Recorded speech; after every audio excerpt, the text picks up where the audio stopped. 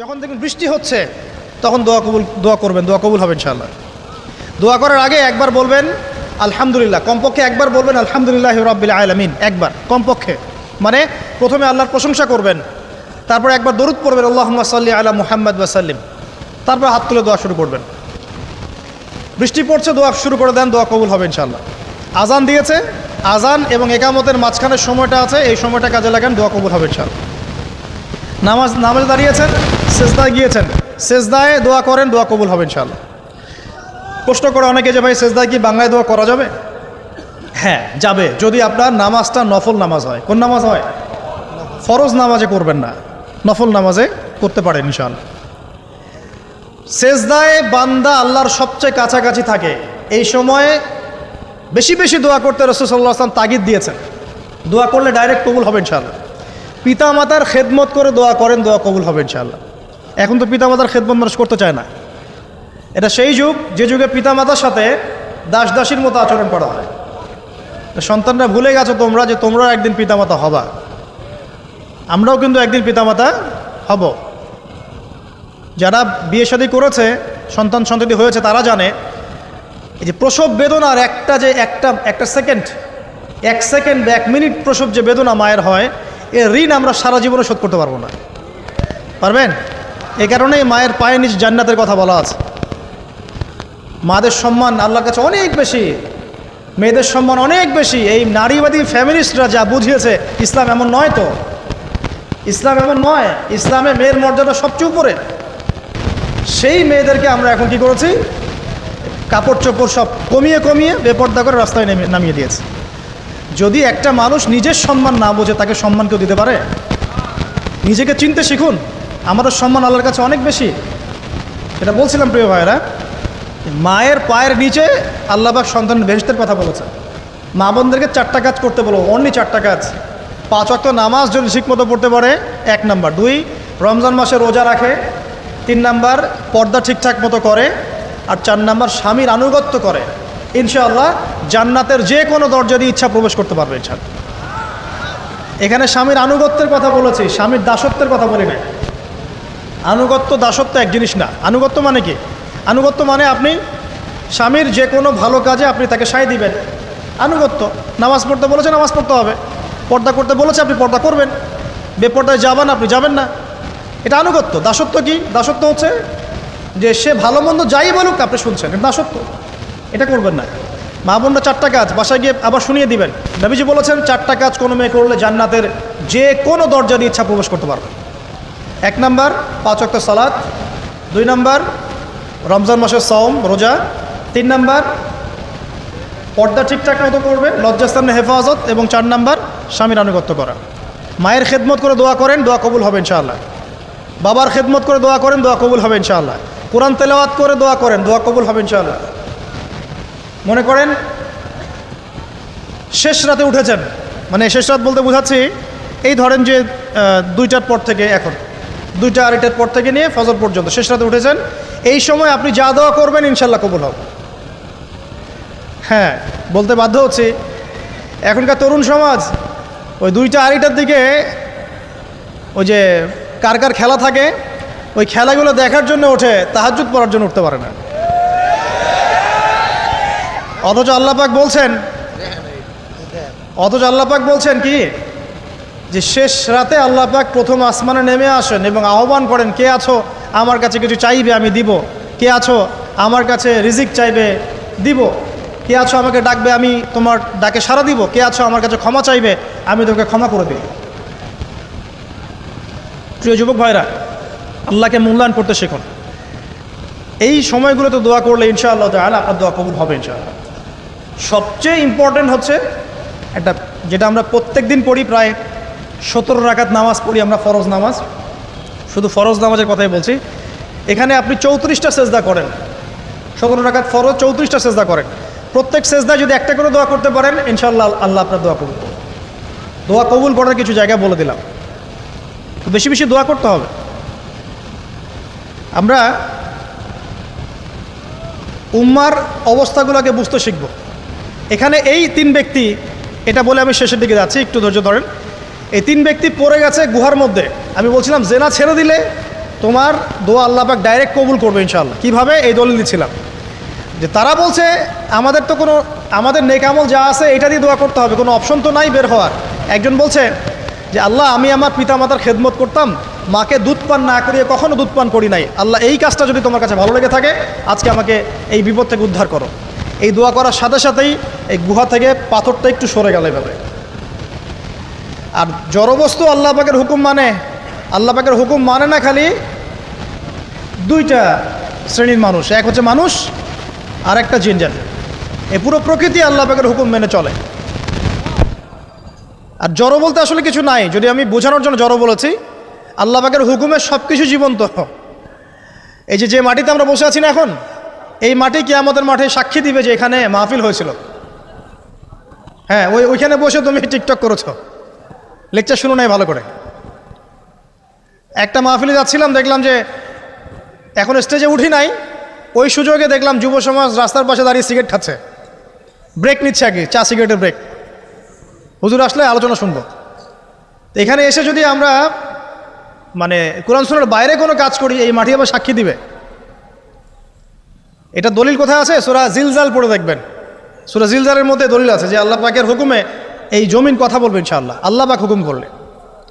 জি, তো একটু সরে গেল ওই পাথর। তারপরের ব্যক্তি দোয়া করছে, আল্লাহ আমার একজন কাজের লোক ছিল, সেই কাজের লোক কিছু টাকা পেত, টাকা না নিয়ে বেচারা চলে গেছে, আমি ওই টাকা দিয়ে কিছু পশু কিনেছি, এই পশুগুলো কিনে আমি পালন করেছি। অনেক দিন পর সেই ব্যক্তি এসেছে, আমার টাকা দাও। তখন আমি বলেছিলাম যে এই যতগুলো পশু দেখছো সব তোমার। সেই লোক বলছে, আমার সাথে কি ঠাট্টা করছো? বলছে না, ঠাট্টা করছি না, তোমার টাকা দিয়ে আমি পশু কিনেছিলাম, এই প্রজনন হতে হতে হতে আজকে এতগুলো হয়েছে, সব তোমার, নিয়ে যাও। আল্লাহ কলিজা দেখেন, আসলে দান করার জন্য কলিজা লাগে, টাকা লাগে না। আল্লাহর পথে দান করার জন্যে কলিজা লাগে, টাকা লাগে না। আর কিছু মনে করবেন না, আমি বিভিন্ন মাহফিলে যাচ্ছি, এই একটা কমন দৃশ্য দেখি এই কালেকশনের। আমার জানা নাই যে এভাবে নাম লিখিয়ে কোনো কালেকশন নবীর যুগ থেকে হয়েছে, আমার জানা নেই। বরং কতটুকু দিয়েছে এটা গোপন রাখলেই ভালো। কে দিয়েছে, কত দিয়েছে জানানোর কোনো দরকার নাই। দিয়েছে, নিয়ে চলে আসবেন, শেষ। আমরা কাকে সন্তুষ্ট করার জন্য দেই? আল্লাহ জানলেই তো যথেষ্ট। কি দরকার? জনগণ জানতেই হবে আমি 5,000 টাকা দিয়েছি, এতে আমার লাভটা কি? নেকি উল্টা আরও কমে গেল। উল্টা 7 শ্রেণীর মানুষ, একটা হাদিস আছে, 7 শ্রেণীর মানুষ কিয়ামতের মাঠে আরশের ছায়া পাবে। কিসের ছায়া পাবে? আরশের ছায়া, যে ছায়া ছাড়া কোনো ছায়া থাকবে না। ওর মধ্যে এক শ্রেণী হচ্ছে ওই ব্যক্তি যে এত গোপনে দান করে, তার বাম হাত জানে না ডান হাত কি দান করছে। এই ব্যক্তি আরশের ছায়া পাবে ইনশাআল্লাহ। তো দুনিয়া যদি উদ্দেশ্য থাকে, নাম প্রকাশ করা, জাহির করার উদ্দেশ্য থাকে, বা যদি এমন হয় যে এখানে লৌকিকতা উদ্দেশ্য থাকে, নেকি নষ্ট হয়ে যেতে পারে, সুযোগ আছে, চান্স আছে। তো এই ট্রেডিশনগুলো বন্ধ করলে মনে হয় ভালো হয়। এটা আমার পরামর্শ, বাকি এটা বিবেচনা আপনাদের। আর এই ব্যক্তি বলছে আমি এই সব কিছু দান করে দিয়েছি। দেখেন, দান করতে কি লাগে? কলিজা লাগে, টাকা লাগে না কিন্তু। আসলে দান করতে কলিজা লাগে। অনেক রিক্সাওয়ালাকে দেখেছে আমরা, 100 টাকা দান করে দিল, মসজিদের জন্য দান চাচ্ছে, 100 টাকা দান করে দিল। আর অনেক দেখবেন বিত্তশালী, ঢাকা শহরে যাচ্ছি বনানী গুলশান দিয়ে, দান করতে চাইলে 2 টাকা দিচ্ছে, 5 টাকা দিচ্ছে। এমন হয় না? দান করতে কলিজা লাগে। আর একটা কথা মনে রাখবেন, আপনি যত দান করবেন আল্লাহ আপনাকে তত বেশি দিবেন ইনশাআল্লাহ। ইনশাআল্লাহ আল্লাহ পাকের খাজানা যে এত প্রচুর, আপনি দান করলে কমে যাবে এই চিন্তাই করবেন না কখনো। তবে সবচেয়ে সেরা দান কোনটা জানেন? আপনার প্রয়োজন আছে এখন, এই প্রয়োজনের সময় দানটা হচ্ছে সেরা দান। এবং সবচেয়ে উত্তম খরচ কোনটা? সবচেয়ে উত্তম খরচ হচ্ছে আপনার পরিবারের পিছনে খরচ। আপনার পরিবারের পিছনে খরচটা আপনার সবচেয়ে শ্রেষ্ঠ খরচ। আর দান করে মধ্যম পন্থায়, এমন হবে না যে নিঃস্ব হয়ে গেলেন দান করে একদম, আবার এমন না যে কৃপণতা প্রদর্শন হচ্ছে, এমনও না। মধ্যম পন্থায় দান খয়রাত করবে ইনশাআল্লাহ। আর কিয়ামতের মাঠে মানুষ তার দানের ছায়ায় থাকবে ইনশাআল্লাহ। যে যত দান করবে ওই ছায়ার নিচে সে থাকবে। এই ব্যক্তি সব দান করে দিয়েছিল, যাও সব গরু ছাগল তোমার। তৃতীয় ব্যক্তি, পাথর সরে গেল একটু, তৃতীয় ব্যক্তি, যুবক তোমাকে বলছি ভাই, তৃতীয় ব্যক্তি আল্লাহর কাছে বলছে, আল্লাহ আমার একজন সুন্দরী চাচাতো বোন ছিল, আছে না তোমাদের কাজিন, এবং তাকে আমি খুব ভালোবাসতাম। ওই যে এখন বয়ফ্রেন্ড গার্লফ্রেন্ড ফ্রি মিক্সিং, যেটা খুব ভালোবাসতাম। তো তাকে আমি পেতে চাইতাম, তাই আমি তাকে অফার করি সে বলে যে না, আমাকে 100 স্বর্ণমুদ্রা না দিলে আমি রাজি না। 100 স্বর্ণমুদ্রা। এই মেয়ের অবশ্য অনেক ডিমান্ড ছিল, তাহলে বোঝা গেল 100 স্বর্ণমুদ্রা মানে অনেক। জানেন, এখন তো দেখা যায় 1500 টাকা 2000 টাকা দিয়ে মেয়ে তার ইজ্জত বিক্রি করে ফেলছে। 100 স্বর্ণমুদ্রা, আর কাউকে কিছু দেওয়াই লাগে না, এমনি বিক্রি করে ফেলে।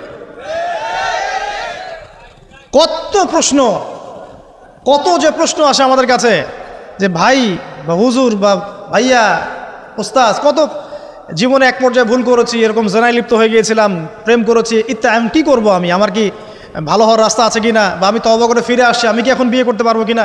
প্রশ্নের শেষ নাই। বেশিরভাগ প্রশ্ন এরকমই আসে এখন। আরেকটা বেশি বেশি প্রশ্ন আসে, ভাই ওস্তাদ হুজুর, আমার স্বামী পরকীয়া আসক্ত, আমাকে দেখে না, এই হয় সে, এইগুলো প্রশ্ন বেশি। পারিবারিক জেনা কেন্দ্রিক যত প্রশ্ন আসে, অন্য কোনো কেন্দ্রিক প্রশ্ন এত আসা, মানে এই যুগটা কি হয়েছে, মানে মানুষকে জেনা উন্মুক্ত করে দিয়েছে একেবারে। একদম স্কুল লাইফ থেকে শুরু হবে বয়ফ্রেন্ড গার্লফ্রেন্ড ফ্রি মিক্সিং, এই বন্ধু পড়তে পড়তেই জেনা হয়ে যায়। কলেজ লাইফে গিয়ে আরও বড় জেনা। ইউনিভার্সিটিতে গেলে তো আর কোনো পাত্তাই নাই। ইউনিভার্সিটির খুব কম ছেলে পাবেন সিগারেট খায় না, এবং খুব কম ছেলে মেয়ে পাবেন যারা এই অবৈধ প্রেম করছে না, খুব কম। এটাকে আমরা প্রমোট করছি আবার। বিশ্বাস করেন শুধুমাত্র সরাসরি সেক্সুয়াল সম্পর্কটাই জেনা নয়, এই মিক্সিংটাও জেনা আল্লাহ পাক বলেছে। এবং এতে করে আমাদের যুব সমাজে অধঃপতনটা হয়েছে, এটা অন্য কোনোভাবে হয় নাই। কারণ সূরা আল ইমরান পড়ে দেখবেন আল্লাহ পাক বলছেন যুয়িনা লিন-নাস হুব্বুশ শাহওয়াতি মিনান নিসা, মেয়েদের মধ্যে ছেলেদের জন্য সবচেয়ে বেশি শাহওয়াত আছে, শাহওয়াত খাহেসাত, এটা সবচেয়ে বেশি আকর্ষণ করে ছেলেদেরকে।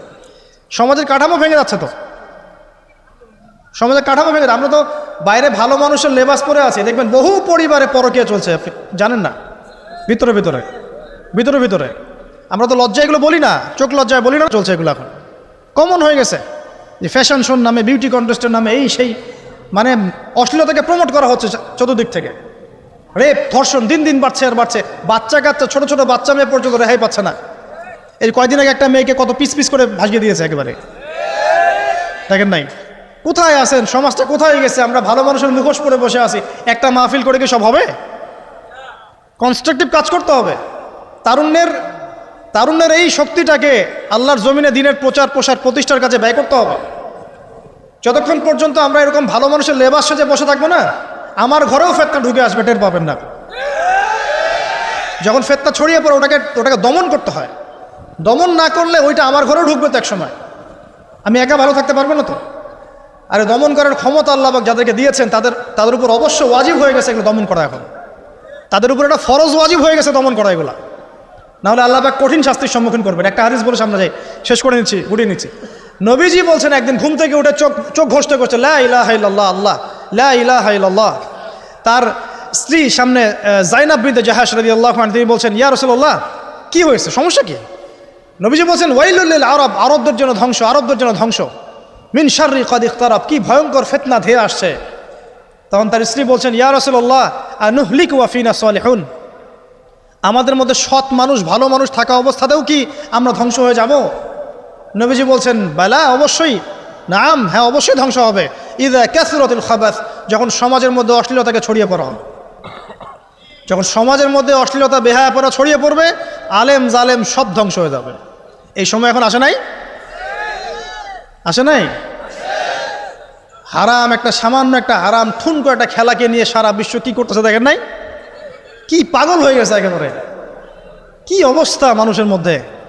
কে খেলে তারও ঠিক নাই, ওই দেশের লোক আমাকে চিনে কিনা তারও ঠিক নাই, নিজের কোনো ব্যক্তিত্ব গায়রত কিছুই নাই। আশ্চর্য একটা জাতি আমরা। কে খেলছে? ভাবখানা এমন যে আমরা মনে হয় যুদ্ধ করে কাফেরদের সাথে দ্বীন ইসলাম কায়েম করে ফেলছে, একদম ভাবখানা।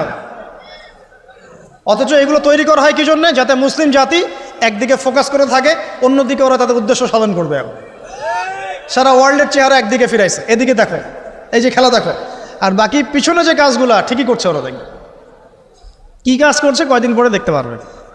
পাবলিকলি আমি বললাম না, কারণ বললে সব বুঝবেন না আপনারা, আর সব জায়গায় সব কিছু বলতে নাই।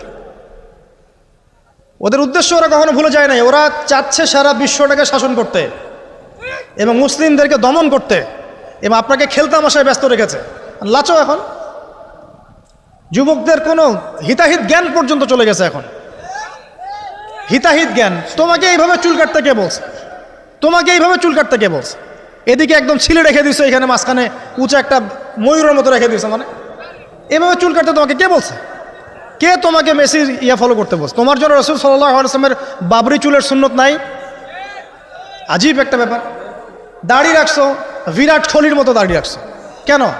রাসূল সাল্লাল্লাহু আলাইহি ওয়াসাল্লামের মতো ছাড়া দাড়ি রাখতে পারো না? আশ্চর্য। আমাদের আদর্শ চিন্তা হবে না? নবী সাল্লাল্লাহু আলাইহি ওয়াসাল্লামের মতো এত সুদর্শন হ্যান্ডসাম মানুষ থাকতে আমি কাকে ফলো করব? যুবকদের পুরো মাথাটাকে ব্রেইন ওয়াশ করে ফেলা হয়েছে এখন। কারণ ওরা জানে খুব ভালো করেই যুবকরা যদি আল্লাহর পথে ফিরে আসে ওদের সমস্যা আছে, সমস্যা।